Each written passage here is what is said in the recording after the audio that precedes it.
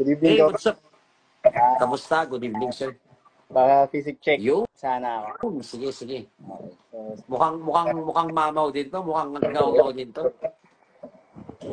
Sige, ayusin mo lang. yan, Coach.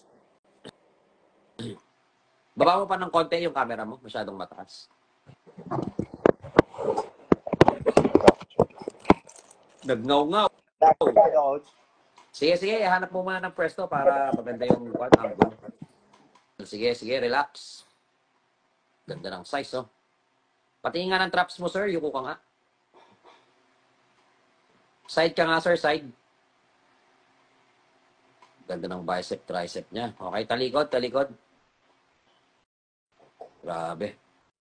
Sige, piga.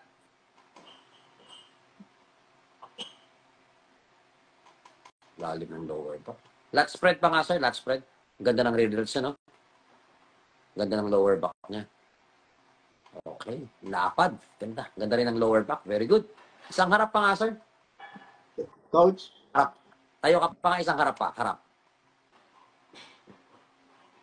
Grabe. Okay, sige. Sige, ilang taon na yan, sir? Consistency, Coach, parang 4 years. 3 years, ganun. 3 to 4 years. Okay, very good.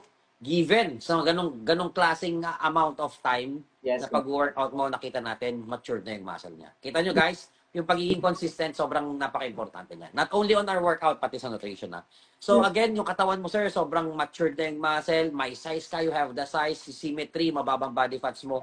Overall sir, ang ganda ng katawan mo. Para sa akin, konting-konti lang, konting-konting retouch. Yes, Coach. Siguro nakukulangan ako ng konting-konti sa upper chest. Upper chest, Coach. Sa likod mo sir, Noted.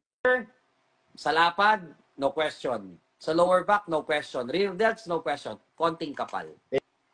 Yun lang. But overall, sir, you have a nice physique. Nakapag-compete ka na ba? Hindi pa, Coach. Dapat itong last November 9, munti ka na kaso medyo hindi ako nasatisfied eh. Gawa ng medyo nasisira yung kain ko. Okay. Sige, sige. Actually, next year, pwede yan. Tama yung ginagawa mo, no?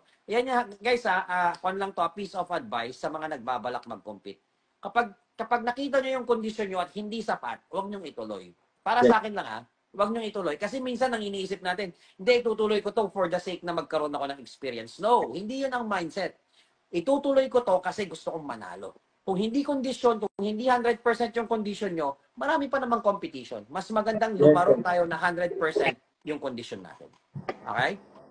Yes, Coach. So actually, isa rin sa mga napansin ko pala, hindi ko na makalimutan, sobrang laki ng mga bicep and tricep mo, sir. Parehas tayo, no? So medyo ingat lang, konting pokpok sa side delts para mas emphasize yung side delts, yung pagiging V-taper natin mas makita. Yun lang naman. But overall, sir, gaya ng sabi ko, konting retouch na lang and good to go na yan.